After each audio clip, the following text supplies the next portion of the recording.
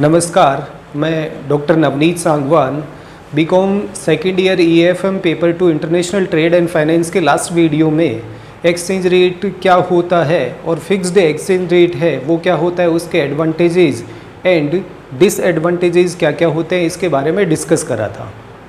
अब इस वीडियो में फ्लोटिंग एक्सचेंज रेट्स हैं वो क्या होती है, या आपकी जो वेरिएबल एक्सचेंज रेट्स हैं वो क्या होती है, परिवर्तनशील विदेशी मुद्रा या परिवर्तनशील विनिमय दरें क्या होती है, फिर उसके बाद में या आपकी अस्थायी विनिमय दरें क्या होती हैं, इनके बारे में थोड़ा सा डिस्कस करने जा रहा हूँ। तो कोई भी एक्सचेंज रेट है जो मार्केट फोर्सेस यानी डिमांड एंड सप्लाई फोर्सेस से डिटरमाइन होती है तो उसे फ्लोटिंग एक्सचेंज रेट बोला जाता है। यानी बाजार के जो मांग और पूर्ति के निर्धारक तत्व हैं उनके द्वारा निर्धारित होने वाली विनिमय दर को परिवर्तनशील विनिमय दर बोला जाता है। अब ये फ्लोटिंग एक्सचेंज रेट है, इसके भी 2-3 टाइप्स होते हैं। जैसे एक पॉइंट इसमें आता है फ्रीली फ्लोटिंग एक्सचेंज रेट। ये आपकी पूर्णतया लोचदार विनिमय दर होती है। इसमें किसी भी गवर्नमेंट का या किसी भी सेंट्रल बैंक का किसी भी टाइप का इंटरवेंशन नहीं होता है, यानी सरकारें या कोई भी संस्था इसमें किसी भी प्रकार का हस्तक्षेप है वो नहीं करते हैं। कंप्लीटली आपके मार्केट फोर्सेज यानी डिमांड एंड सप्लाई फोर्सेज हैं उनसे डिटरमाइन होता है। सेकंड आता है एक बैंड प्रपोजल के नाम से बोला जाता है इसको, यानी एक क्षेत्र निर्धारण का प्रस्ताव होता है। बैंड प्रपोजल का मतलब यहाँ पे प्लस माइनस का एक बैंड है वो निर्धारित कर दिया जाता है। जैसा कि 1945 के बाद में इंटरनेशनल मॉनेटरी फंड है उसने डिफरेंट कंट्रीज़ को ±1% है वो एक्सचेंज रेट को अपने अकॉर्डिंग डिटरमाइन करने के राइट दिए थे। अब ये बैंड क्या हो गया, +-1, इट मीन्स 2% का बैंड ये माना जाएगा। फिर उसके बाद में एक बार फिर से इंटरनेशनल मॉनेटरी फंड है उसने +-2.5% की परमिशन दी थी।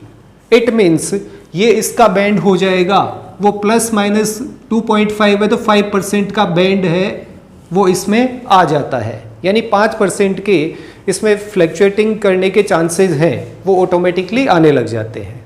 और एक इसमें आता है क्रावलिंग पॉइंट। क्रावलिंग पॉइंट को खिसकते बिंदु की धारणा बोला जाता है। यानी जैसे आपके डिमांड एंड सप्लाई फोर्सेस हैं उनसे कोई आपका किसी भी एक्सचेंज रेट का इक्विलिब्रियम या साम्य है वो निर्धारित होता है। तो कोई भी इक्विलिब्रियम है वो एक सर्टेन टाइम के बाद में ऑटोमेटिक उसमें चेंजेस आने लग जाते हैं, तो वो वापस से खिसकने लग जाता है, क्राउल करने लग जाता है। एक बार फिर से वो किसी दूसरे पॉइंट पे जाके इक्विलिब्रियम में आता है या साम्य में आता है। तो ये डिफरेंट इकोनॉमिस्ट हैं उनके अकॉर्डिंग डिफरेंट पॉइंट्स हैं वो हो सकते हैं। ट्रैवलिंग पॉइंट की जो बात है वो गवर्नमेंट पे डिपेंड करता है। जैसे कुछ इकोनॉमिस्ट हैं उन्होंने 1/6 ये पार्ट बोला था, यानी इससे ज़्यादा क्राउल आता है तो वहाँ पे गवर्नमेंट को इंटरवीन करना चाहिए या फिर आपके सेंट्रल बैंक है उसको उसमें हस्तक्षेप करना चाहिए। ये purely central bank and government है उस पर डिपेंड करता है कि वो अपना क्राउलिंग पॉइंट है वो क्या रखते हैं। तो 3 टाइप में इसको और डिवाइड करा जाता है, freely floating exchange rate, band proposal और क्रावलिंग पॉइंट। अब उसके बाद में जो अपना मेन टॉपिक है जो फ्लोटिंग एक्सचेंज रेट है उसके क्या बेनिफिट्स होते हैं, क्या एडवांटेजेस हैं, क्या डिसएडवांटेजेस हैं। सबसे पहले अपन उसके एडवांटेजेस हैं उनके बारे में डिस्कस करते हैं। अब कोई भी चीज़ है वो फिर से वही बात, एक सिक्के के 2 पहलू होते हैं, सकारात्मक और नकारात्मक। तो इसके भी आपके एडवांटेजेस क्या हैं, डिसएडवांटेजेस क्या क्या होते हैं। तो सबसे पहले एडवांटेजेस में नंबर 1 आता है successful operation of monetary policy. ये जो मॉनेटरी पॉलिसी की बात हो रही है वो इंटरनल मॉनेटरी पॉलिसी है, यानी आंतरिक आपकी जो मौद्रिक नीति होती है उसके बारे में बात करी जा रही है। सपोज करें इंटरनेशनल मॉनेटरी फंड है उसने 1971 से पहले आप पे डिफरेंट टाइप के रेस्ट्रिक्शंस हैं वो इम्पोज कर रखे थे कि आप अपने अकॉर्डिंग इसमें कोई चेंज नहीं कर सकते हैं। लेकिन अब आपका कंप्लीटली मार्केट फोर्सेज पे छोड़ दिया गया है, यानी आपका कोई भी चेंज आता है वो आप पे ऑटोमेटिकली अप्लाई होने लग जाता है। इस केस में सेंट्रल गवर्नमेंट होती है, उसकी जो सेंट्रल बैंक है उसको ये परमिशन होती है, वो मॉनेटरी पॉलिसी को अपने अकॉर्डिंग फ्रेम कर सकते हैं। जैसे मैं इंडियन मॉनेटरी पॉलिसी की बात करूं, मान लीजिए आपने 0.25% है उससे बैंक रेट को इंक्रीज कर दिया। अब बैंक रेट इंक्रीज होगी तो उस केस में रेट ऑफ इंटरेस्ट है वो भी इंक्रीज होंगी। रेट ऑफ इंटरेस्ट इंक्रीज होंगी तो डेफिनेटली फॉरेन इन्वेस्टमेंट भी इंडिया में इंक्रीज होने लग जाएगा। तो ये परमिशन अब इंडियन बैंक को मीन्स आरबीआई को किसी से लेने की रिक्वायरमेंट नहीं है, और किसी भी टाइप का इंटरनेशनल रेस्ट्रिक्शन है वो इस पर इम्पोज नहीं करा जाता है। तो सबसे बड़ा बेनिफिट ये होता है, कोई भी कंट्री जो आपका इंटरनेशनल मॉनेटरी फंड का मेंबर है वो कंट्री किसी भी केस में अपने हिसाब से मॉनेटरी पॉलिसी को फ्रेम कर सकता है। फिर सेकंड पॉइंट आता है हेल्प इन डेवलपमेंट, विकास में सहायक। यहाँ पे जो डेवलपमेंट की बात आ रही है वो इकोनॉमिक डेवलपमेंट या आर्थिक विकास की बात आ रही है। अब पहले पॉइंट के अकॉर्डिंग आपने मॉनेटरी पॉलिसी बनाई, रेट ऑफ इंटरेस्ट आपकी इंक्रीज होती है, आपके यहाँ पे फॉरेन कैपिटल है वो आने लग जाती है। फॉरेन कैपिटल आएगी वो डिफरेंट सेक्टर्स में इन्वेस्ट करी जाती है, चाहे वो टेलीकॉम सेक्टर हो, चाहे एग्रीकल्चर सेक्टर हो, चाहे इंफ्रास्ट्रक्चर हो, चाहे दूसरे आपके फार्मास्यूटिकल हो, एंटरटेनमेंट इंडस्ट्री हो, कोई भी इंडस्ट्री हो, उनमें अमाउंट है वो इन्वेस्ट करी जाती है। जैसे ही इन्वेस्टमेंट होगा कुछ ना कुछ प्रोड्यूस होना स्टार्ट होता है, प्रोडक्शन होता है, वहाँ पे एम्प्लॉयमेंट भी जनरेट होता है, और ये सारे इंडिकेटर होते हैं किसी भी कंट्री के डेवलपमेंट के। नेक्स्ट, ऑटो बैलेंस इन बीओपी, भुगतान संतुलन में स्वतः साम्य। ऑटो बैलेंस कैसे होता है, एक छोटे से एग्जाम्पल से बताता हूँ आपको। जैसे मान लीजिए आज की डेट में 74 रुपीज़ इज इक्वल्स टू $1 है। अब आपका मान लीजिए इंपोर्ट है वो इंक्रीज हो जाता है, इंपोर्ट इंक्रीज होता है तो एक साइड आपको लगता है कि आपको इसमें लॉस होने वाला है, ज़्यादा पेमेंट करना पड़ेगा। लेकिन सिमिलरली आप सोचिए जब इंडिया है वो इंटरनेशनल ऑर्गेनाइजेशन से उधार लेता है या फिर किसी दूसरी कंट्री से उधार लेता है, तब उसको ज़्यादा पेमेंट मिलता है। तो एक साइड आपका जैसे करंट अकाउंट है उसमें लॉस हो रहा है तो वो उसकी भरपाई कैपिटल अकाउंट से हो जाती है, इसीलिए आपका बैलेंस ऑफ पेमेंट है वो ऑटोमेटिकली एडजस्ट हो जाता है। नेक्स्ट आता है इंडिकेटर ऑफ इकोनॉमिक चेंज, अर्थतंत्र में परिवर्तन का संकेत।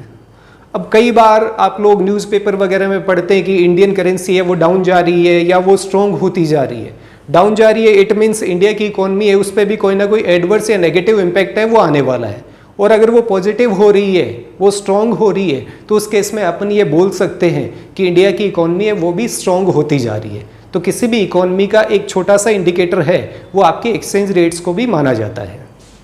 फिर नेक्स्ट आता है डिक्रीज इन स्पेकुलेटिव ट्रेंड्स, सट्टे की प्रवृत्ति में कमी। हालांकि ये पॉइंट आपके फिक्स्ड एक्सचेंज रेट वाले सिस्टम में भी आया था और यहाँ पे भी आ रहा है, दोनों की इंटरप्रिटेशन है वो डिफरेंट है। यहाँ पे ये माना जाता है कि कोई नहीं बता सकता कल एक्सचेंज रेट है वो इंक्रीज होंगी या डिक्रीज होंगी। अब ऐसा जब अनसर्टेन वाला माहौल होता है तो उसमें कोई भी पर्सन है वो सट्टे के पर्पज से या स्पेकुलेशन के पर्पज से आपके एक्सचेंज जो डिफरेंट करेंसीज होती है उसमें इन्वेस्ट नहीं करना चाहेगा। इसीलिए ये बोला जाता है कि जो स्पेकुलेटिव एक्टिविटीज़ होती हैं उसमें कमी आने लग जाती है। फिर नेक्स्ट आता है इंक्रीज इन इंटरनेशनल ट्रेड, अंतर्राष्ट्रीय व्यापार में वृद्धि। पहले वाले में जब फिक्स्ड वाले की अपन बात कर रहे थे तो उसमें एक पॉइंट डिसएडवांटेजेस में आ रहा था कि वो किसी भी बिजनेस एक्टिविटीज़ को रोकता है, लेकिन जब आपके फ्लैक्चुएशंस आते हैं तो कभी इंपोर्टर को बेनिफिट होता है, कभी एक्सपोर्टर्स हैं उनको बेनिफिट होता है, और जब इनको बेनिफिट होता है तो बिजनेस एक्टिविटीज़ हैं वो इंक्रीज होती हैं, और जैसे ही बिजनेस एक्टिविटीज़ इंक्रीज होती हैं इंटरनेशनल ट्रेड है वो भी इंक्रीज होने लग जाता है।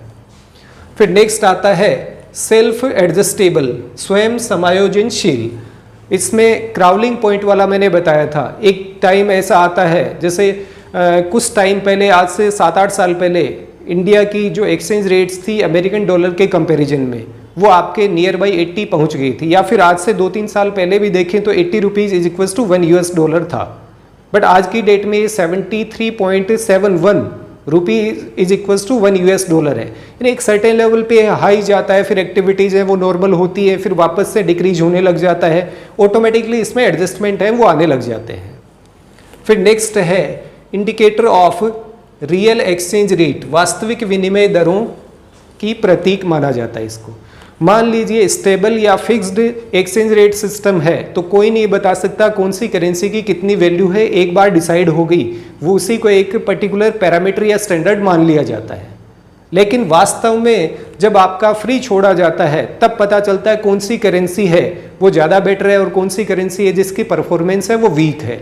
तो रियल जो एक्सचेंज रेट है उसका आपका मार्केट की डिमांड एंड सप्लाई फोर्सेस से ही पता करा जा सकता है। लास्ट पॉइंट इसमें आता है नो नीड ऑफ डिवैल्यूएशन, अवमूल्यन की आवश्यकता नहीं। जैसे इंडिया की बात करी जाए, इंडिया में आज तक 3 बार ऐसा हुआ है आफ्टर इंडिपेंडेंस कि आपकी गवर्नमेंट को डिवैल्यूएशन करना पड़ा था। 1949, 1966 ये वो टाइम है जब आपका स्टेबल या फिर फिक्स्ड एक्सचेंज रेट था। फिर 1991 का जो क्राइसिस, इकोनॉमिक क्राइसिस आया, उस टाइम पे आपको डिवैल्यूएशन करना पड़ा। तो इसमें 100% ये नहीं कहा जा सकता कि आपको डिवैल्यूएशन करने की रिक्वायरमेंट नहीं होगी, बट चांसेस ये होते हैं कि जो under developed and developing countries हैं उनकी करेंसी की वैल्यू कम होती है और उस केस में एक्सपोर्ट है वो ऑटोमेटिकली प्रमोट होने लग जाते हैं। तो ये कुछ पॉइंट्स हैं जो बताते हैं कि आपके वेरिएबल एक्सचेंज रेट है उसके भी एडवांटेजेस हैं वो होते हैं। अब उसकी नेगेटिव शेड जिसमें डिसएडवांटेजेस हैं वो कौन कौन से हैं। जिसमें नंबर 1 आता है बैरियर्स टू इंटरनेशनल ट्रेड, अंतर्राष्ट्रीय व्यापार में बाधा, और इसका रीजन होता है अनसर्टेनिटी। अब आपको नहीं पता आज जो 73.71 रुपीज इज इक्वल्स टू $1 है वो कल 75 होगा या 70 होगा। तो इस केस में एक्सपोर्टर और इंपोर्टर दोनों को ही रिस्क रहती है और ये रिस्क या अनसर्टेनिटी है वो इंटरनेशनल ट्रेड में एक बाधा बनती जाती है। सेकंड आता है बैरियर्स टू कैपिटल फ्लो, पूंजी प्रवाह में बाधक। सेम रीजन यहाँ पे रहता है। जैसे मॉनेटरी पॉलिसी का एग्जाम्पल दिया था, 0.25% आपकी बैंक रेट इंक्रीज हो गई, उम्मीद ये करी जाती है कि उसी के प्रोपोर्शन में ब्याज दरें हैं वो बैंक है वो इंक्रीज करेंगी। लेकिन अगर ऐसा नहीं होता है तो इन्वेस्टर को बेनिफिट नहीं होता है। इन्वेस्ट करने वाला पर्सन है वो डोमेस्टिक करेंसी ज़्यादा से ज़्यादा चाहता है। तो अगर आपकी वैल्यू कम होती है तो इन्वेस्टमेंट इंक्रीज होने के चांसेस हैं, और वैल्यू डोमेस्टिक करेंसी की अगर इंक्रीज हो जाती है तो इन्वेस्टर हैं वो इन्वेस्ट करने से पीछे भागने लग जाते हैं। तो रिस्क यहाँ पर भी रहती है, अनसर्टेनिटी रहती है, इसीलिए कैपिटल फ्लो है वो फ्रीली नहीं हो पाता है। नेक्स्ट आता है promotion to speculative trades activities, सट्टा प्रवृत्तियों को प्रोत्साहन। जनरली कुछ लोग होते हैं जिनका ये मानना होता है जितनी ज़्यादा रिस्क लोगे उतना ही ज़्यादा रिटर्न मिलेगा। अब जो चीज़ें जिनमें अनसर्टेनिटी या रिस्क ज़्यादा होती है रिटर्न वहाँ पे ज़्यादा मिलता है, इसीलिए सट्टा या स्पेकुलेटिव एक्टिविटीज़ हैं वो मार्केट में ट्रेंड करती है, चाहे वो क्रिकेट को लेकर के हो चाहे आपकी एक्सचेंज रेट को लेकर के हो। एक्सचेंज रेट में डील करने वाले जो डीलर या ट्रेडर होते हैं वो एक्सपेक्टेशन के बिहाफ पे इसमें इन्वेस्ट करते हैं कि कल रेट इंक्रीज होंगी या डिक्रीज होंगी, और ज़्यादा कमाने के चक्कर में सट्टे की प्रवृत्ति है वो बढ़ती जाती है। फिर नेक्स्ट आता है इसमें इनस्टेबिलिटी इन इकोनॉमी, अर्थव्यवस्था में अस्थिरता। जब आपको यही नहीं पता आपके इंपोर्टर को लॉस हो रहा है या बेनिफिट हो रहा है, आपके एक्सपोर्टर को लॉस हो रहा है या बेनिफिट हो रहा है। कई बार आपके इंपोर्टर को ज़्यादा लॉस हो जाता है और आपका करंट अकाउंट डेफिसिट है वो रेगुलरली इंक्रीज होता जाता है। जब ऐसी सिचुएशन आती है तो वहाँ पे इकोनॉमिक डेवलपमेंट है उसमें एक्सचेंज रेट है वो एक बैरियर बन जाती है। नेक्स्ट आता है अनसर्टेनिटीज, अनिश्चितताएं। कोई नहीं बता सकता आधे घंटे बाद में एक्सचेंज रेट्स हैं वो क्या होंगी, कल क्या होंगी, आफ्टर 6 मंथ्स हैं वो क्या होंगी। जब ऐसी अनसर्टेनिटीज रहती हैं तो वो बिजनेस के लिए रिस्क है उसको क्रिएट करती है, और जब बिजनेस के लिए इंटरनेशनल लेवल पे या इंटरनेशनल ट्रेड में रिस्क क्रिएट होती है तो आपके बिजनेस में डील करने वाले लोग वहाँ पे कम से कम बिजनेस करना प्रीफर करते हैं। नेक्स्ट आता है अनसर्टेनिटी इन इंटरनेशनल फाइनेंसिंग, अंतर्राष्ट्रीय वित्त पूर्ति में अनिश्चितता। वही बात वापस से रिपीट हो रही है कि जब आपके एक्सचेंज रेट्स का आपको आइडिया नहीं, $1 इंडिया में इन्वेस्ट होता है उसके उसमें कितने रुपीज़ उसको मिलेंगे, अगर इसका आइडिया ही नहीं है तो डेफिनेटली वहाँ पे अनिश्चितताएं आ जाती हैं आपके अंतर्राष्ट्रीय वित्त पूर्ति के अंदर। और लास्ट पॉइंट आता है barriers to economic development of developing countries, विकासशील देशों के विकास में बाधक। अब जितने भी आपके डेवलप्ड कंट्रीज हैं उनकी एक्सचेंज रेट आप देखोगे स्ट्रॉन्ग मिलेंगी, चाहे ब्रिटिश पाउंड की बात कर लो, अमेरिकन डॉलर की बात कर लो, जापानीज येन की बात कर लो, आपका जर्मन के मार्क की बात कर ली जाए, फ्रांस के फ्रैंक की बात कर ली जाए, यूरो की बात कर ली जाए, और उसके कॉन्टेक्स्ट में अपन इंडिया, बांग्लादेश, श्रीलंका, पाकिस्तान, इनकी करेंसीज को देखते हैं तो वो कहीं ना कहीं आपको वीक मिलती है, कमज़ोर देखने को मिलती है। अब उस सिचुएशन में जितने भी under developed and developing countries हैं जिनका फास्टर डेवलपमेंट पॉसिबल होता है, लेकिन इंटरनेशनल ट्रेड के बिहाफ पे अपन ये बोल सकते हैं कि वो प्रॉपरली डेवलप नहीं कर पाते हैं। तो ये कुछ पॉइंट्स थे आपके आज के इस टॉपिक में, जो चाहे क्राउलिंग पॉइंट की बात करी हो, चाहे आपके बैंड प्रपोजल की बात करी हो, चाहे फ्रीली मूवमेंट या फ्रीली फ्लोटिंग एक्सचेंज रेट की बात करी हो, तीनों ही फ्लोटिंग एक्सचेंज रेट का पार्ट होते हैं। उन तीनों का मिक्स या फिर फ्लोटिंग एक्सचेंज रेट है या फ्लैक्चुएटिंग एक्सचेंज रेट है, उसके क्या एडवांटेजेस होते हैं और क्या डिसएडवांटेजेस होते हैं। अब इसके बाद में नेक्स्ट वीडियो में इसके डिफरेंट थ्योरीज होती है, जैसे purchasing power parity theory, demand and supply theory, जिनसे एक्सचेंज रेट डिटरमाइन होती है, उनके बारे में डिस्कस करेंगे। तो आज के लिए इतना ही। Thank you. जय हिंद, जय भारत।